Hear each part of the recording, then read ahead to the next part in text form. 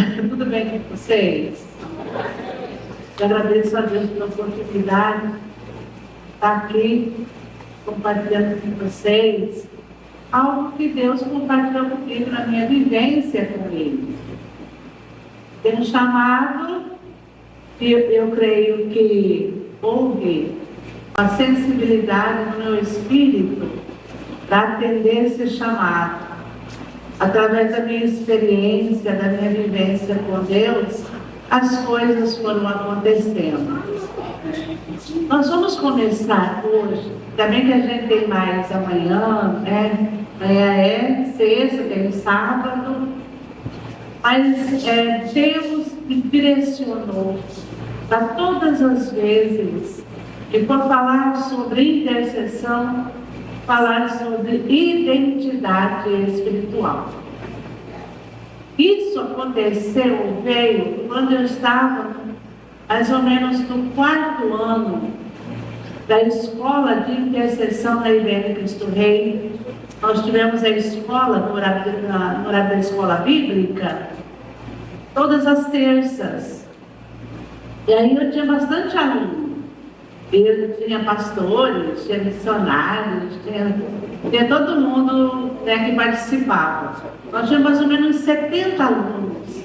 Cada vez era 4 meses, aí depois tinha intervalo de mais 4 meses. Então era 2 vezes no ano a gente fazia a escola de intercessão, nesse período de 4 meses, todas as terças-feiras. Numa dessas, porque o público é eclético, todo mundo é crente, todo mundo mesmo da igreja. Mas eu observei, Deus chamou a atenção do meu olhar para uns detalhes, para que as pessoas pudessem ter mais consciência do papel delas no reino. Porque muitas pessoas estão na igreja, irmãos, é muito comum.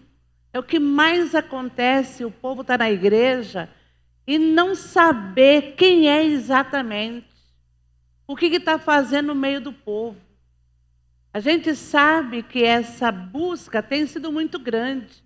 Muitas pessoas têm vindo para Jesus.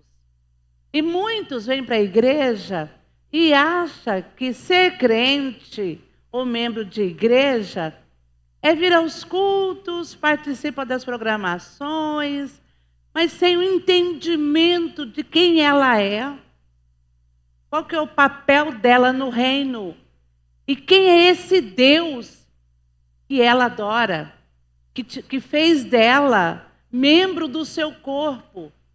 Então a coisa não é assim solta, irmãos, né? Não. Eu quero falar com vocês sobre a identidade. Eu gosto de trabalhar com um conceito para trazer um entendimento maior. Então nós vamos lá. O conceito de fidelidade, de identidade. Você pode, se você estiver enxergando, você pode ler comigo? Vamos lá. Identidade. Todo mundo, identidade é a qualidade do que é idêntico. É conjunto de caracteres, crenças, valores, relacionamentos, cultura, experiências pessoais, paixões, interesses, visão de mundo que nos definem e nos identificam unicamente como indivíduos. Então, por causa da minha identidade, eu tenho aqui um conjunto de caracteres que me identificam. E isso é importante você saber. Quais são os caracteres que te identificam, ou características que te identificam? Aqui fala de crenças, de valores. Todos os valores e crenças, relacionamento, paixão, visão de mundo tem a ver com a sua identidade. A visão que você tem do mundo, das coisas em geral, tem a ver com a sua identidade, ok? Então vamos continuar. Próximo. As 3 formas de identidade comum. Isso aqui é no campo científico. quando nós somos identificados pelo nosso nome, pelo nosso RG, pelo nosso documento de identidade, e lá está o nosso nome, a nossa cor, né, na verdade? Então, nós temos essa identificação. E dentro dessa identidade, nós temos identidade cultural, diga, identidade cultural, identidade social, identidade visual. A identidade cultural, por exemplo, uma pessoa que é da Bahia, por exemplo, Bahia tem uma cultura específica daquele estado. Então você conhece o baiano pelo sotaque, pela cultura gastronômica, pelo que o povo come. Você conhece um cidadão pelo que ele fala, pelo sotaque dele, pelo que ele come. Aí a gente identifica. Por exemplo, você é cuiabano, qualquer lugar que você vai, o povo vai saber que você é cuiabano. O cuiabano é singular, ninguém é igual ao cuiabano. Não é? O gaúcho, por exemplo, né? Você no meio do gaúcho, paranaense, né? A pessoa fala assim, elas têm umas expressões muito engraçadas, né? Fala piá, é diferente, aqui fala guri, né? Então, são culturas diferentes que nós fazemos parte. Isso nos identifica. Quando eu vou para algum lugar, o pessoal pergunta para mim, você é cuiabana? Porque me identifica pelo meu sotaque. A identidade social é uma identificação do que você faz parte de uma sociedade. Você faz, por exemplo, nós, quando a gente vem para cá, para o CPA, a gente sabe que está saindo da Várzea Grande, que é uma cultura social, vindo para o CPA, que é uma outra cultura social. Embora estejamos toda a mesma região da Baixada Cuiabana, mas é diferente. Aqui é diferente.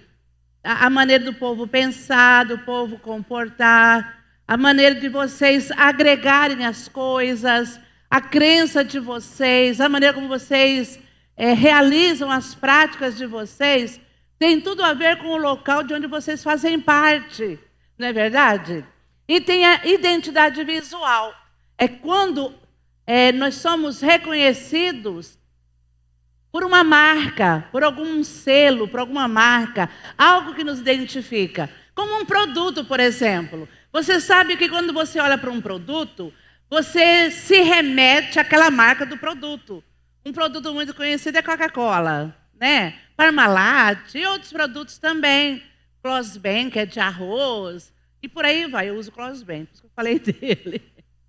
Então, quando você olha para ele, ele te remete a um produto, te remete para alguma empresa, para alguma marca importante, ok? Então, nós temos também 4 formas de identidade dentro do mandato de Deus. É diferente.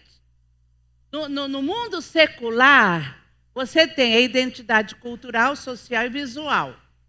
Para aquilo que a gente enxerga, para aquilo que a gente vê. Você vê, por exemplo, quando uma pessoa, um jovem, ele tem um tipo de cabelo diferente, o corte do cabelo, as pessoas vão identificar aquela pessoa pelo corte do cabelo, pela maneira como ela se veste, enfim.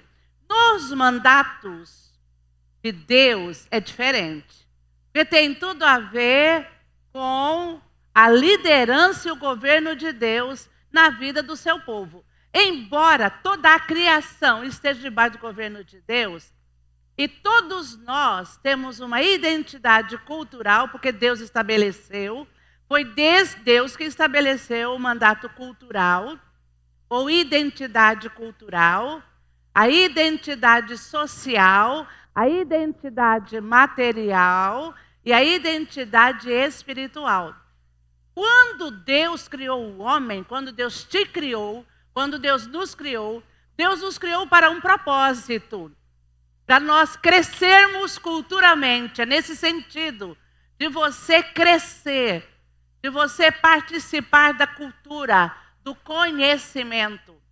E no mandato cultural, seu intelecto interage com a cultura, com a ciência, com o conhecimento. Deus mandou o homem crescer, não é só para ter filho, crescer na cultura, crescer no relacionamento, em todas as áreas da nossa vida. Então nós fomos criados para estudar, para aprender, para desenvolver culturalmente. Tem gente que acha que é pecado estudar. Pecado é transformar o estudo na idolatria e não priorizar as coisas de Deus. Porque tem gente que estuda, nunca para de estudar e não tem tempo para Deus. Não é isso. É você aprender e aplicar a sua aprendizagem na vida das pessoas. Deus também, nós temos a identidade social. Por que identidade social? Foi Deus quem criou. Porque Deus criou o homem para viver em sociedade. Diga, Deus me criou para eu viver em sociedade. Ou seja, Deus não te criou para viver isolado. Entende? Deus não te criou para viver isolado. Isso é importante você saber, irmão, porque quando você tem esse entendimento, seu comportamento vai mudar. No sentido cultural e social. Porque a gente sabe que tem pessoas que não gostam de relacionamento. É verdade ou não é? Tem pessoas que se isolam totalmente, não querem ter relacionamento. Ela está ferindo um princípio de Deus, que é o mandato social. Porque Deus me fez, Deus te fez para viver em sociedade. Por isso que na igreja, a gente não pode concordar com relacionamento de isolamento de membros da igreja. A igreja é uma comunidade, amém? E ela tem uma cultura e nós somos inseridos dentro dela. Eu não posso viver só na sociedade da igreja, só no âmbito da igreja, porque nós temos família, nós temos amigos, né? Se bem que o tempo é tão, né? A gente corre tanto nas coisas de Deus que acaba nem tendo amigos no mundo, né? Mas não é proibido, é até bom para a gente ganhá-los para Jesus. Mas do serviço, por exemplo, tem pessoa que é crente e não dá bom testemunho no serviço porque é uma pessoa isolada. Então, isso aqui é importante você saber para que você saiba depois como se comportar quando você entender sobre a intercessão, ok? Aí nós temos a identidade material. A identidade social, a gente interage com a nossa alma, com as nossas emoções, nos relacionamos com as pessoas. Na identidade material, isso aqui é um corpo. E na identidade ou no mandato social, material, eu interajo com o material. Por exemplo, vocês estão sentados na poltrona. O seu corpo que está sentado, o seu espírito não está, não. Porque o espírito é espírito, ele não é corpo. Ele não entende do material. Aliás, ele não conecta com o material.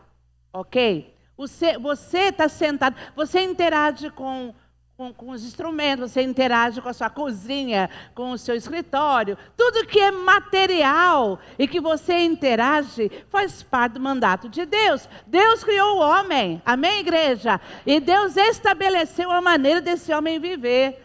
Seja em sociedade, seja culturalmente, foi Deus que estabeleceu. Então você é um ser que tem contato com o material, porque o seu corpo interage com o material. Aí nós temos a identidade espiritual. E na identidade espiritual, o seu espírito humano interage com as coisas espirituais. Diga assim: eu sou alma que interage com as pessoas, com o intelecto e tudo. Eu tenho um corpo, eu tenho um espírito. E com o seu espírito humano é que você interage com as coisas espirituais. Porque quando você nasceu de novo, o Espírito Santo, que é o Espírito da verdade, veio habitar dentro de você. Amém? Então, mas e quando você não era crente? E em relação às pessoas que não são crentes? Irmãos, todo ser humano tem espírito, tem um espírito humano. E esse espírito humano, ele interage com o mundo espiritual, com o sobrenatural. O meu corpo não interage com o sobrenatural. Porque o meu corpo é natural, não está preparado para isso. Mas o meu espírito humano interage com as coisas espirituais. Quem é do inimigo, quem serve ao diabo e não adora a Deus, então ele interage com o mundo das trevas. Nós interagimos com Deus, amém? Com as coisas da luz. Agora, eu também posso interagir com o mundo das trevas. Ora, quando eu estou orando, eu estou tendo as visões espirituais, quando eu estou tendo uma batalha, uma guerra espiritual, eu estou tendo contra o inimigo, que é espírito. E é por isso que a Bíblia diz que as armas da minha milícia não são carnais, mas são poderosas em Deus. Então não existe nenhuma arma carnal que vai me dar condição de lutar contra Satanás e seus demônios, ok? Então o meu espírito humano, ele trabalha através do mover do Espírito Santo no mundo espiritual contra as trevas do mal. Aí eu vou armada, amém, irmãos? Com a armadura de Deus, com a palavra de Deus, porque eu tenho a visão.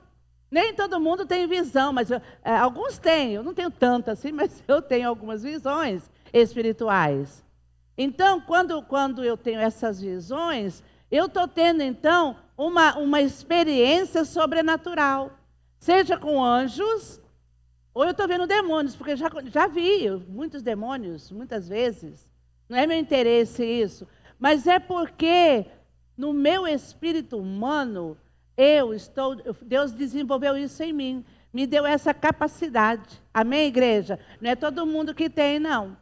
Então, o mundo, no meu espírito humano, a gente tem muito cuidado com as coisas espirituais. A gente não pode brincar com as coisas espirituais. Amém?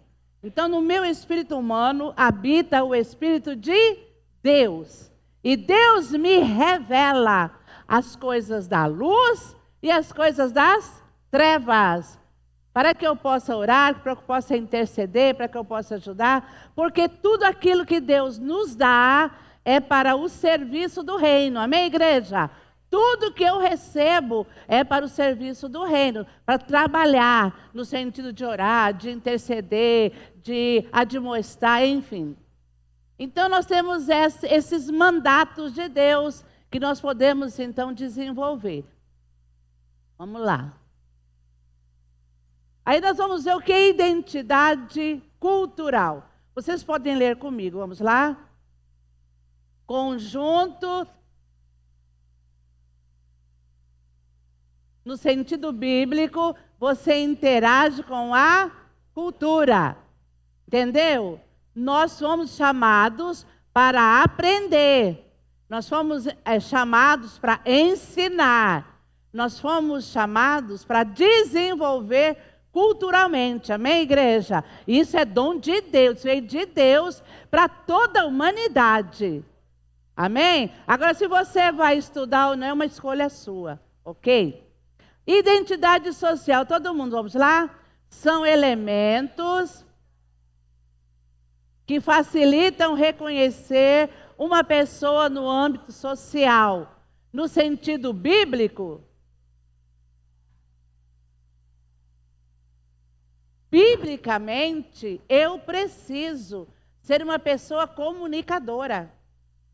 Eu preciso ser uma pessoa que tenha relacionamento com pessoas.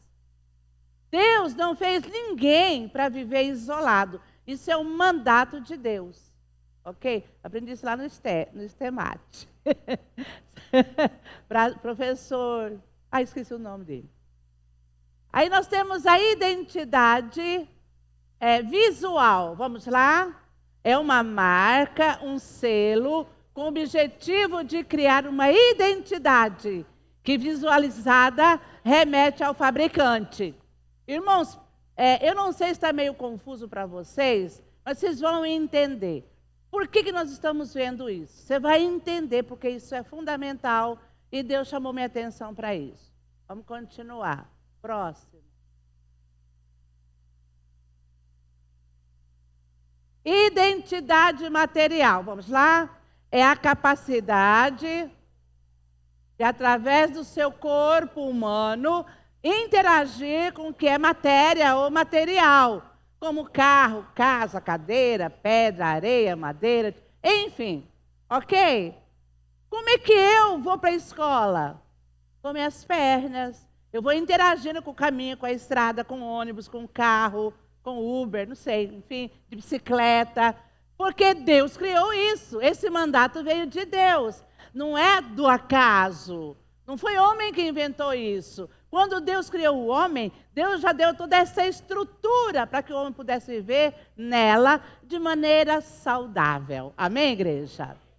Identidade espiritual. Vamos lá? Já é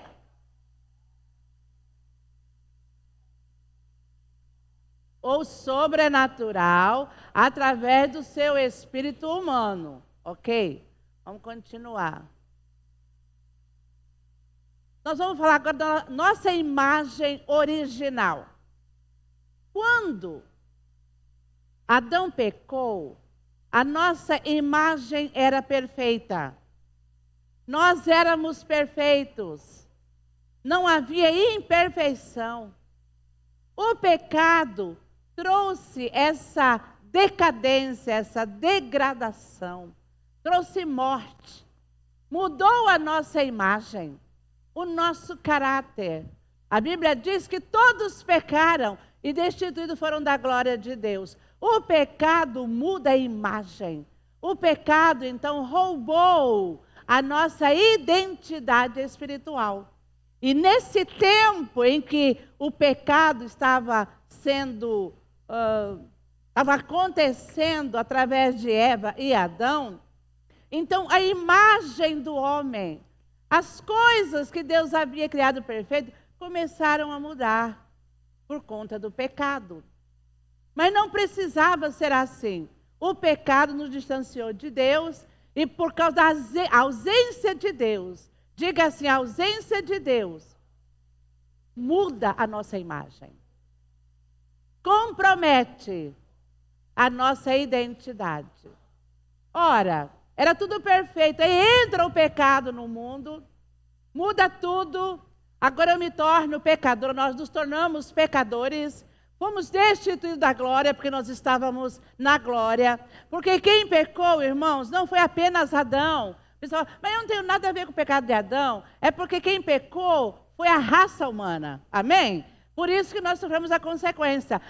O homem ali representava toda a raça humana. E porque ele pecou, todos nós pecamos. E nós somos, então, destituídos da glória de Deus, condenados ao inferno. Então, nossa imagem antes era como imaculada. Uma imagem perfeita. Uma identidade perfeita. Éramos a semelhança do Criador. Nós estávamos bem bom, irmão. Era bom demais da conta. Não tinha que preocupar. Eva não precisava fazer jejum. Eva não precisava fazer regime. Aleluia! Oh, glória! Vocês sabem que na época de Adão e Eva não tinha vigília? Porque Deus estava lá o tempo todo. Porque pecado é a ausência de Deus na nossa vida. A consequência do pecado foi o quê? Houve separação do homem com Deus. Nós somos destituídos dessa glória. Aí, a nossa imagem era perfeita. Nós trazíamos em nós a glória de Deus dentro de nós. Éramos perfeitamente alinhados com o céu. Tudo perfeito, tudo maravilhoso. Entra o pecado e bagunça tudo. O diabo estabelece o reino, o governo dele, parasita, para roubar de nós a glória de Deus. O homem, por conta da desobediência, ele acaba entregando todo o governo que Deus deu para ele na mão do diabo. O diabo arrancou do homem esse governo, porque Deus colocou o homem para reinar. Deus colocou o homem como representante dele. Adão, quando foi posto no jardim, irmãos, ele foi posto como representante. E a palavra representar significa reapresentar. Diga representar. Significa reapresentar. Ou apresentar outra vez. Apresentar de novo. É isso que a gente faz quando a gente ora. Quando eu oro, eu apresento e reapresento Deus para a circunstância, para tudo aquilo que está ouvindo a minha oração. Aonde tiver o som da minha voz, o som da minha voz representa esse Deus poderoso que eu estou orando, que eu estou buscando. Entendem, irmãos? Então, o nosso papel é como representante de Deus. Nós estivemos falidos, mas Jesus nos resgatou, amém? Então, assim era a nossa imagem. Aí subiu muito, foi um momento. Próximo.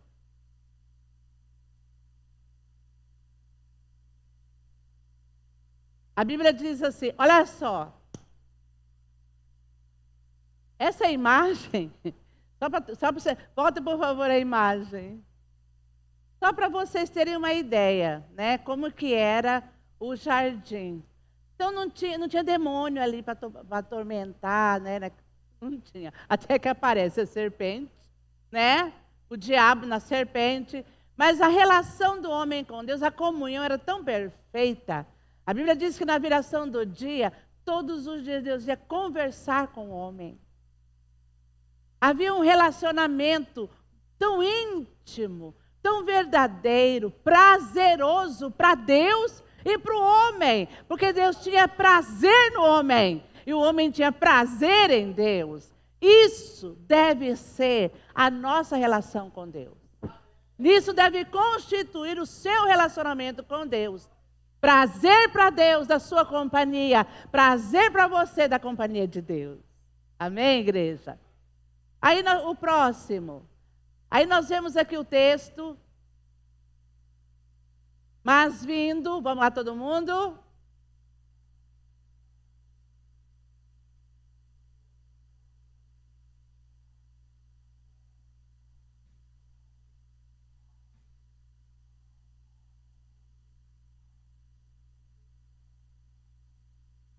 Eu vou pedir que a menina da mídia volta para mim onde está o coração.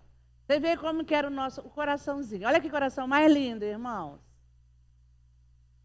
Mais lindo. Tem aquela canção, quando eu era criança, eu cantava. Meu coração era preto, mas Cristo agora limpou. Porque assim era meu coração.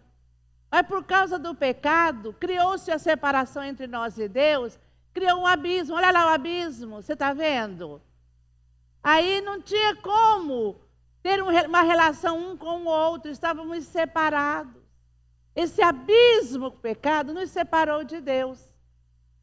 Esse era o seu passado. Era assim que você estava, separado de Deus. Da presença dele, da comunhão com ele. Por isso que muitas vezes não dá para entender por que o povo de Deus não tem prazer nas coisas de Deus, nem na presença de Deus. Porque o nosso passado era terrível. Mas como diz o texto, aí vindo na plenitude dos tempos, Jesus vem. E aí vamos lá para a cruz. E aí Jesus então morre na cruz. Se coloca entre nós e Deus. Pode colocar a imagem da cruz. Porque para que houvesse uma comunhão entre nós, para que houvesse de novo nosso relacionamento resgatado pelo Senhor, nós precisávamos então de um intermediador, alguém que se colocasse na brecha entre nós e Deus. Precisava da intervenção de alguém que fosse homem, mas que não tivesse pecado. Porque quem pecou foi o homem. A Bíblia diz, né, que Deus procurou alguém que estivesse na brecha, mas não achou ninguém. Porque Deus procurou um homem para que estivesse na brecha a favor desta terra. Está em Ezequiel. Mas ninguém, ele não achou ninguém. Pelo que o seu próprio braço trouxe a salvação. Foi aí que ele, então, lá no começo, quando Deus vai inquirir com Eva e com Adão e com o diabo acerca da desobediência, e Deus traz uma palavra profética agora. Deus então traz essa palavra, lançando sobre nós essa esperança da vinda do Messias. Deus disse para o diabo: porém a inimizade entre ti e a mulher, entre a sua descendência e o seu descendente. Este ferirá a cabeça e essa te ferirá a cabeça e este ferirá o calcanhar. Deus estava falando a respeito da vinda de Jesus e da morte de Jesus para se colocar entre nós e Deus.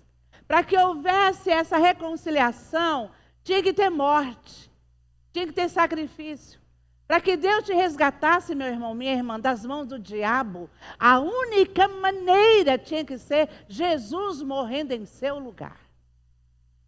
Minha vida e sua vida custaram o sangue de Jesus, o sacrifício de Jesus, a morte de Jesus. E hoje a gente vê que o povo de Deus trata isso de forma banal.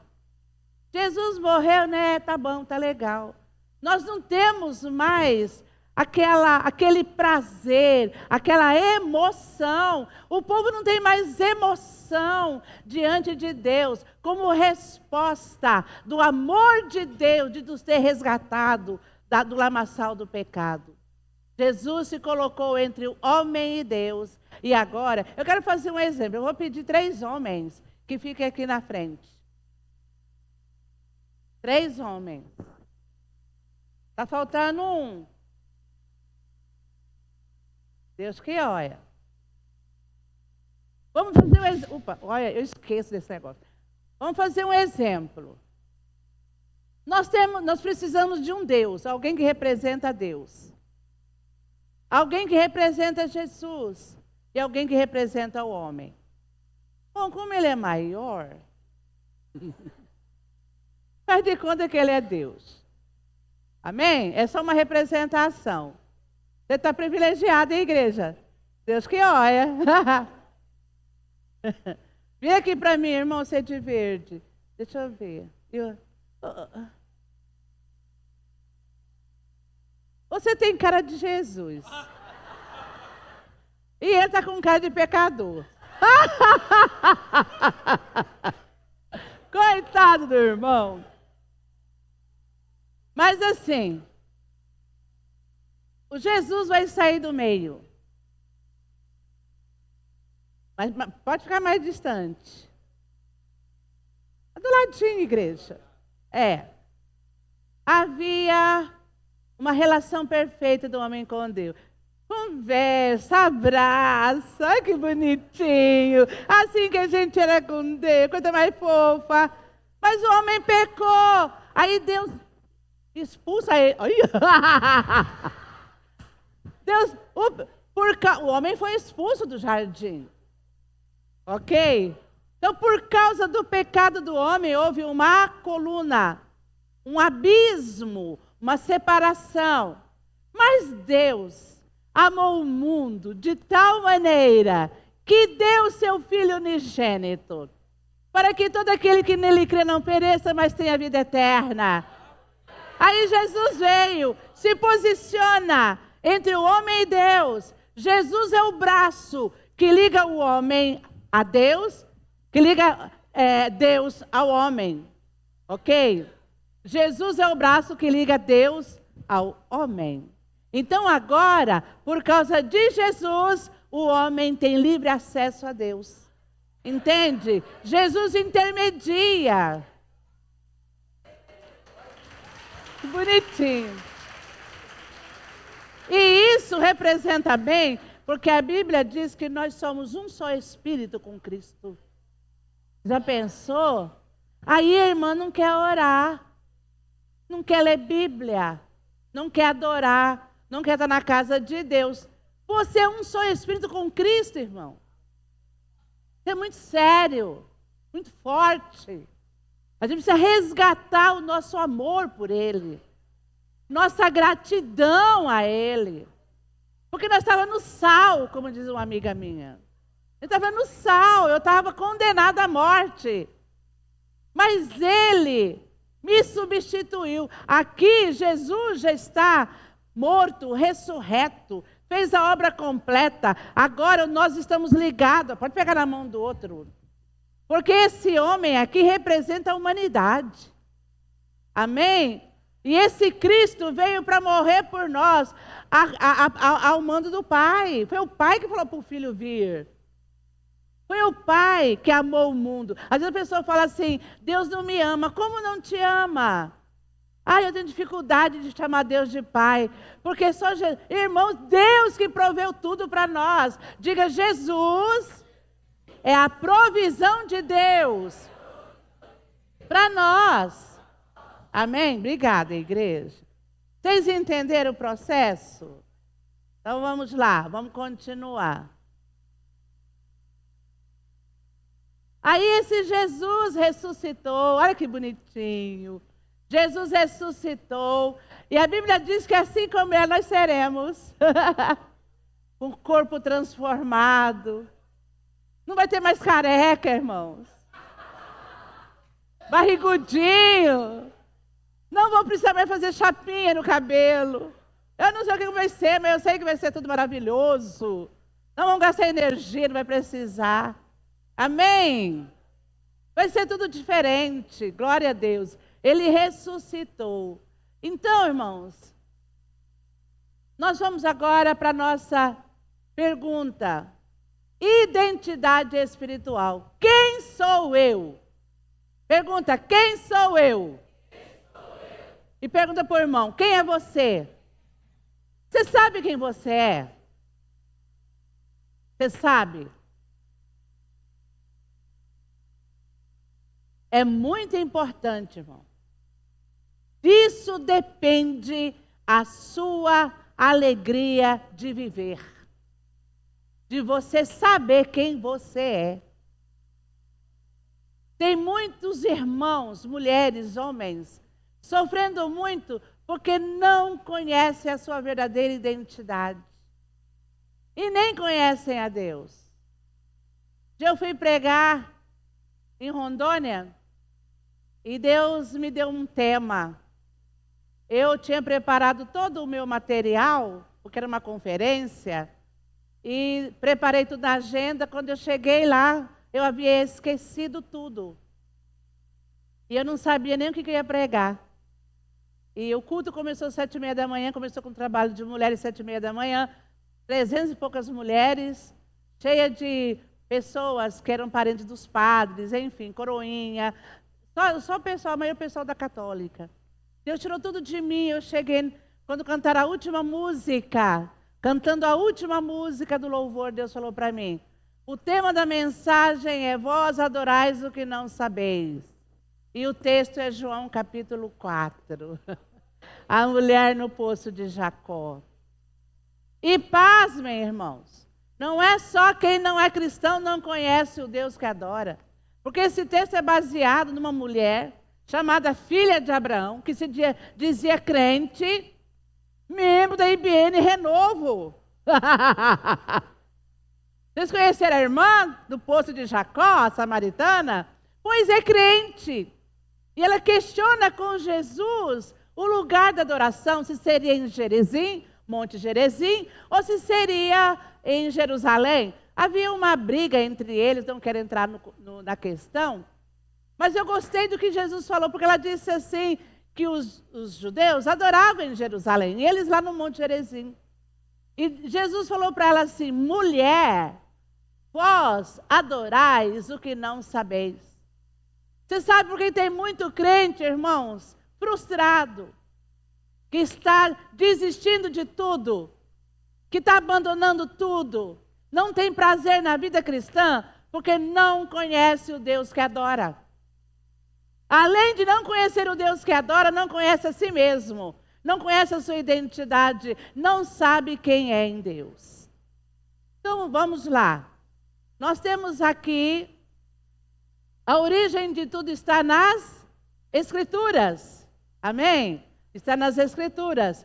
Gênesis, desde de capítulo 1, 2, 3, que fala muito sobre a criação, mostra toda a nossa origem. A origem do homem, de existência está em Deus, porque Deus criou o homem. Amém? Então nós temos uma origem que é física, mas nós temos também a nossa identidade espiritual. Porque antes a gente era filho do diabo. Como nós fomos transportados das trevas para a maravilhosa luz? Porque, irmãos, presta atenção. Eu quero cutucar a igreja para um detalhe. Você tem que ser uma pessoa que especula, entende? Que investiga. Por exemplo, Deus me tirou das trevas. O que é as trevas? Quem que está nela?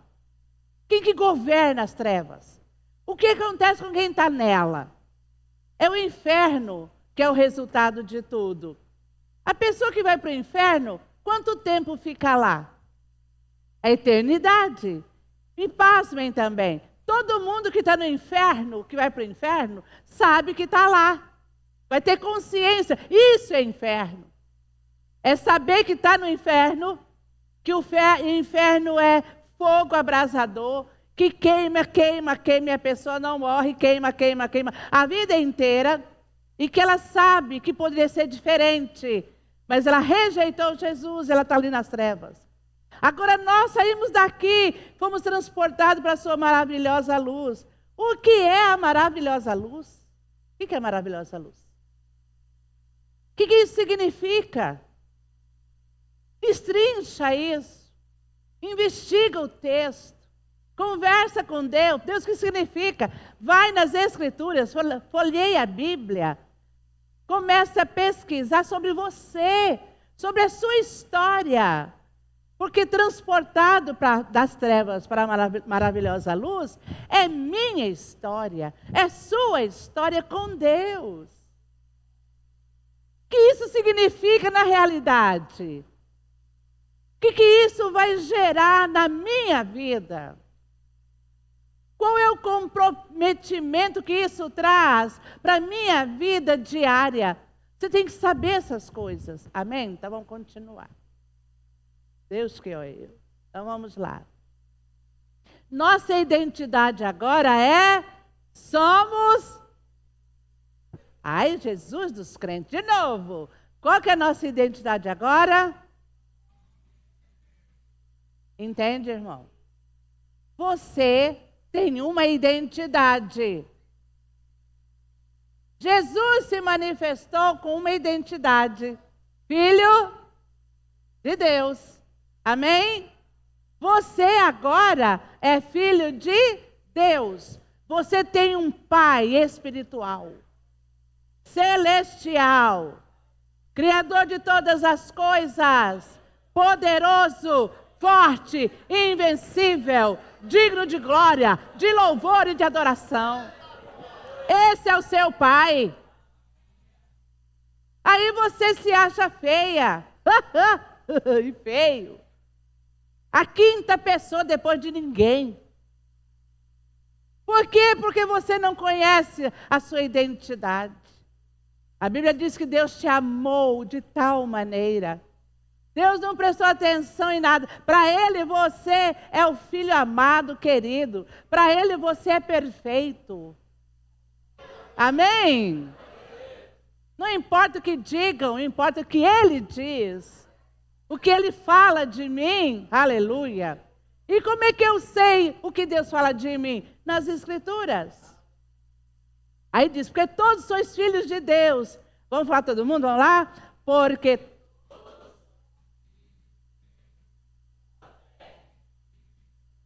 Gálatas capítulo 3, versículo 26.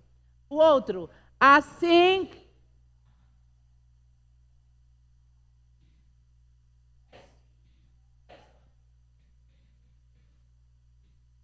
Você sabia, irmão, que uma pessoa que deixou de atentar para esse texto foi a irmã Marta. Marta, naquele momento do banquete que ofereceu para Jesus, Jesus disse para ela, Marta, Marta. Então Deus não estava preocupado com a Marta serva. Ele queria Marta, filha, que comungasse da presença dele. Entende, irmãos? De gozar da presença dele, de fazer cafuné nele, de receber cafuné dele. Aí Jesus disse: Maria escolheu a boa parte. Jesus na sua vida sempre será a melhor parte. Amém? Então ele não está atrás de... Jesus diz, não chama você de servo. Um dia meu irmão estava orando no monte. E ele estava assim, bem incisivo na oração e tal. Prestando contas para Deus como servo. E Deus falou para ele: minha igreja e você tem que aprender a ver minha presença como noiva. Como noiva. A igreja é noiva.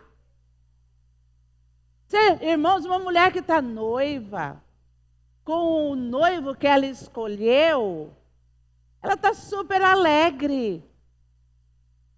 Essa noiva, ela fica pensando como receber esse noivo. Se enfeita toda. Quero ver uma noiva que está esperando um noivo, pelo menos usar um sabonete cheiroso, um perfume bom, lava os cabelos, para quando ele encostar perto dela e dizer: como você está cheirosa, meu amor. A noiva tem saudade do noivo. Às vezes eu me lembro, né, que quando eu estava namorando com o Laércio, num bairro aqui, Boa Esperança, não me lembro, acho que foi do CPA, aqui do CPA 2. Então, eu não queria que o Laércio fosse embora. E eu também não queria ir. Então, o namorado não faz assim, liga o telefone ao pastor Domingos e a Sônia. Aí, olha, aí o pastor Domingos liga e a Sônia: ô meu amor, não sei o que e tal. Aí está na hora de desligar. Aí ele fala para ela: desliga primeiro. Não, desliga você. Não, desliga primeiro. Ah, não fica essa coisa do noivo com a noiva. Essas gracinhas, irmãos, entre nós e Deus, é muito maravilhoso, irmãos. Liberdade. Liberdade. Faz assim, ó, liberdade. Com meu pai. Por causa da minha identidade como filho. Amém? Então, assim que já não é mais servo, mas filho, você é filhas também, herdeiro de Deus por Cristo. Está quase acabando. Vamos lá.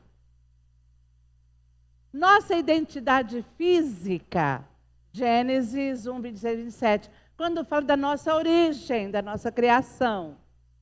E disse Deus: façamos o homem, aí tem reticência. E formou o Senhor Deus o homem do pó da terra, soprou em suas narinas o fôlego da vida, e o homem foi feito alma vivente. Essa alma vivente depois morreu no pecado, mas Jesus veio e trouxe salvação para essa alma, amém? Nossa identidade espiritual. Se der para você ler, beleza, vamos lá? Essa identidade é uma realidade espiritual que adquirimos no novo nascimento, na pessoa de Cristo. E a vontade do Pai é que a nossa identidade seja a semelhança de Cristo. Olha só, se tem uma coisa que a gente deve imitar demais a Jesus, é porque Jesus amava falar com o Pai. Todos os dias ele conversava com o Pai. Olha o texto, todo mundo, vamos lá? Pois aqueles que de antemão...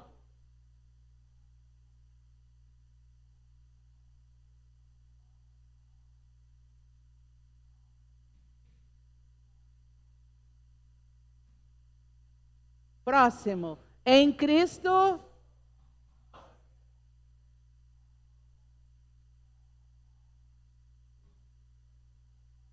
O que esse texto está querendo dizer? Que Deus não vai se adequar à sua realidade mundana ou no mundo. É o contrário. Nós é que vamos nos adequar ao reino dele. A Bíblia diz, um dia perguntaram para isso em Lucas, Perguntaram para Jesus, esqueci onde está o capítulo, acho que é 26, tenho certeza. Mas perguntaram para Jesus, quando que viria o reino? Aí Jesus falou, olha, o reino não vem assim de forma aparente. Aí Jesus disse uma coisa, o reino de Deus está dentro de vós. Você está entendendo o que significa ser crente? Por que você tem que ter compromisso com as coisas espirituais que acontecem na sua igreja? Você sabe qual é o agravante da gente não obedecer?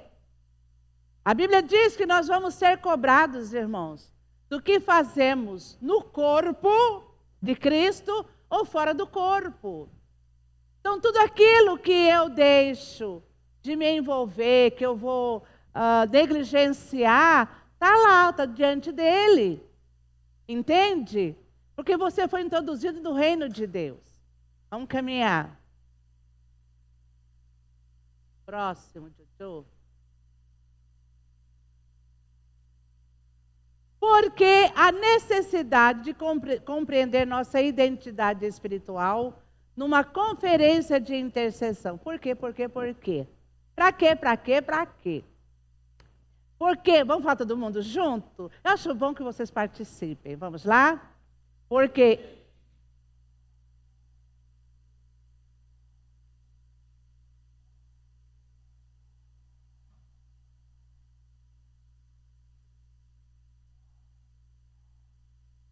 não é apenas um rótulo ou uma posição teológica.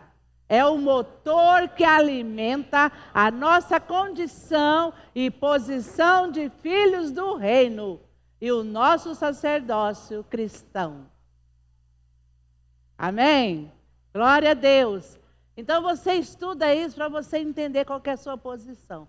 Já estamos quase acabando, irmãos. Por causa da nossa identidade, fazemos parte de uma nova cultura, que é a cultura cristã. Diga, eu faço parte de uma cultura cristã. Então, essa cultura consiste em sermos geração eleita. Pedro fala sobre isso, né? Quando você lê Pedro, capítulo 2, versículo 9, você vai entender essa questão da identidade. Vocês viram que eu falei no começo da identidade comum, que acontece na sociedade, nas nossas vidas, no mundo inteiro. E eu falei da identidade espiritual. Nós fazemos parte do povo mato-grossense, do Brasil, enfim. Mas nós somos um povo que foi gerado pelo Senhor. Pedro diz, mas vós sois raça eleita. Eu vou falar e vocês vão falar, sou eu. Vou falar. Mas vós sois raça eleita. Sacerdócio real. Propriedade exclusiva de Deus. A fim de quê? Esse a fim de quê? Eis-me aqui. A fim de que você não é tudo isso, não para ficar de boa aí no banco da igreja e tal, né? Não, igreja. A fim de que anuncieis as virtudes. Irmãos, virtude de Cristo está no meu caráter. Está na minha vida, no meu ser. Tem que ser minha essência. Não é falar do que ele faz. É viver o que ele viveu. É viver o que ele manda eu viver. Me comprometer com aquilo que ele quer que eu me comprometa. Desenvolver o que ele quer que eu desenvolva. Fazer o que ele manda sem questionar. Por isso que você conhece, as pessoas conhecem um verdadeiro cristão no serviço, na vizinhança, por causa da postura, por causa das virtudes dessa pessoa que ela expressa, as virtudes de Jesus que ela expressa nela, amém? Então, geração eleita, geração, todo mundo vai falar, você sabe o que significa geração? Vamos lá. Grau, todo mundo, geração, vamos lá. Grau de filiação em linha direta, Conjunto de funções pelas quais um ser organizado. Deus é organizado. E Deus produziu povo, gente do jeito dele, da espécie dele. Diga, nós somos da espécie de Deus. Oh, meu Deus! Aleluia! Então, aí, o que mais? Grau de filiação, linha direta, conjunto de funções pelas quais um ser organizado produz outro da sua espécie. Descrição da origem e ramificações de uma família. Então, geração também é isso, amém? Família, genealogia, linhagem, parentesco. Nós somos uma família. Nós somos a família de Deus. Acabou meu tempo, né? Acabou. Vocês têm que fazer assim para mim quando falta 10, entendeu? Porque eu perco, igreja. Só concluir isso aqui, por favor? Então tá. Então, ser organizado, ele produz pessoas da sua espécie. Nós somos da família de Deus. Deus tem uma família na terra, ele tinha no céu. Adão e Eva eram a família que Deus estabeleceu no jardim do Éden. Hoje, a igreja é a família de Deus estabelecida na terra. Bom demais! Você sabia que a igreja é a única comunidade de adoração que Deus reconhece na terra? Não tem outra. Por quê? Porque nós somos da sua espécie. Porque Jesus Cristo, o Filho dele, nos gerou nele. Aleluia. Muito bem. Segundo, sacerdócio real. Significa dignidade e funções dos sacerdotes. Irmãos, eu preciso ensinar isso para vocês. Quando Pedro fala que nós somos sacerdócio real, o que é um sacerdote? Quem arriscar a dizer o que é um sacerdote vai ganhar um bombom. Que o Fabiano vai dar. Eu senti no coração que ele está querendo dar um bombom. Alguém arrisca? O que é? Irmão, no mesmo que você não tenha certeza, fala, eu acho que é isso. Porque você está vivendo o tempo todo com uma ideia do que é sacerdote. Qual é a ideia que você tem? Passa para mim agora. Como?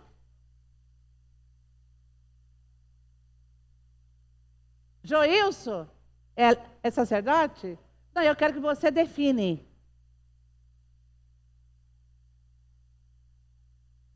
Trabalhador.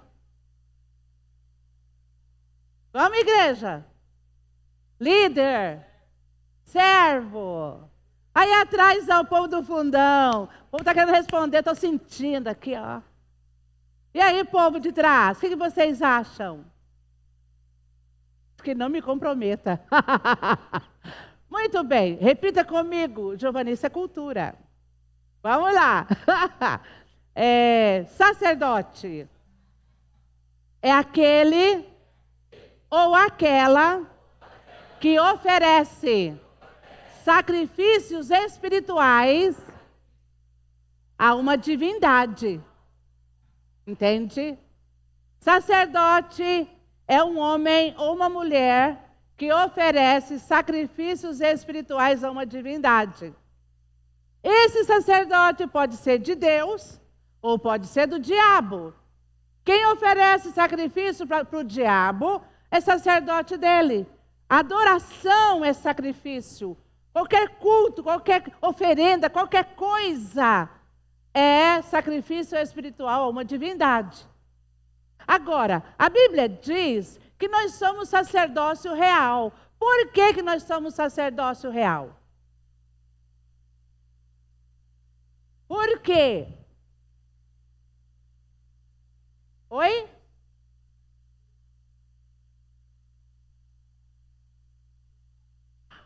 Fica de pé, igreja. Fica de pé, você.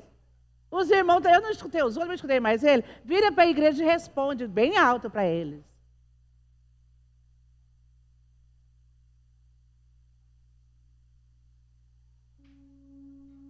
e Senhor dos senhores. Complementa. Amém? Detalhe, igreja. Você que fez o papel de Deus, né? Tá sabido, né? Recebeu a unção. Mas um detalhe, Pedro diz que nós somos pedras vivas para oferecer sacrifícios espirituais agradáveis a Deus. Não é qualquer sacrifício. Não é. Tem que ser sacrifício que agrada a Ele. Mas nós somos chamados para isso. Eu quero encerrar. Deixa eu ver. Nação santa.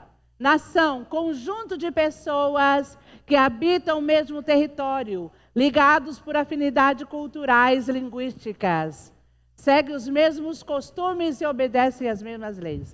O que eu quero trazer para vocês? Que você faz parte de uma cultura cristã, que você tem uma identidade, você é filho de Deus, e que a oração e a intercessão faz parte da cultura cristã que Deus estabeleceu para a igreja, e ninguém está isento, não é para ficar ninguém de fora. Você tem que orar, não é se quiser, se der vontade, é uma ordem. Orai sem cessar. É uma ordem. Então a oração faz... Por que orar? Por que então negócio de oração? Tem que ir na reunião de oração? Tem. Mas eu não posso orar sozinho em casa. Lembra do social? Lembra que você é uma família? Lembra que você é um povo? Que você faz parte de uma cultura? E que você não manda mais em você? Porque você morreu? Porque agora você é nova vida em Cristo? Amém? Porque foi precisamente que Jesus morreu para ser Senhor dos vivos e dos mortos. Você está vivo? Jesus é seu Senhor. Morreu, Ele é seu Senhor. Aleluia! Ele é Senhor de vivos e de mortos. Quem é que manda na igreja? Mais alto, eu quero todo mundo incluído aqui. Quem manda na igreja? Quem manda em você? Jesus. E aí? Vai orar ou não vai? Não me responde. Deus abençoe vocês. Até amanhã, se Deus quiser.